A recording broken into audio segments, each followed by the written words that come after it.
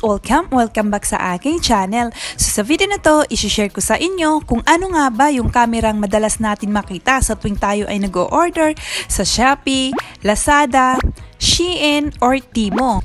At siguro naman ay meron pa rin sa inyo or sa atin na hindi pa rin nakakaalam kung ano nga ba yung ibig sabihin ng camera na to dito sa bandang taas sa tuwing tayo ay nagsusearch. And disclaimer na itong video na to ay para lamang dun sa mga hindi pa nakakaalam kung para saan nga ba yung camera na to. At para naman dun sa mga nakakaalam or alam na kung para saan nga ba yung camera na to, ay salamat pa rin sa inyong pag-tune in.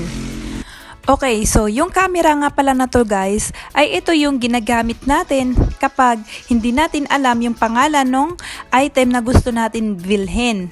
For example, merong isang bagay or merong kang gamit sa bahay mo na gusto mong bilhin kaso hindi mo alam kung ano yung pangalan niya or anong pangalan yung gamit mo na yon, for example. And then, pipicturean mo lang yon, pagkatapos ay isa-search mo lang dito gamit ang camera na to, okay? So for example, meron ka ng picture and then pipindutin mo lamang yung parang photo. Okay? And then, mapupunta na siya sa gallery mo. And, pindutin mo lamang yung item na gusto mo ngang i-search dito nga sa Lazada. And, lalabas na yung item na gusto mong bilhin or gusto mong makita. Okay? So, sa Shein, ganun din. Sa Shein, ganun din ang gagawin. Pindutin mo lamang yung camera na yon.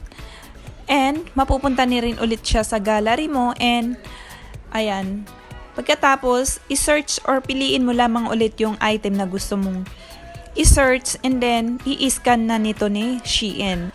At kapag na-scan niya, ay lalabas na nga yung kaparehas ng picture na in-upload mo or i-search mo dito nga sa app. Okay?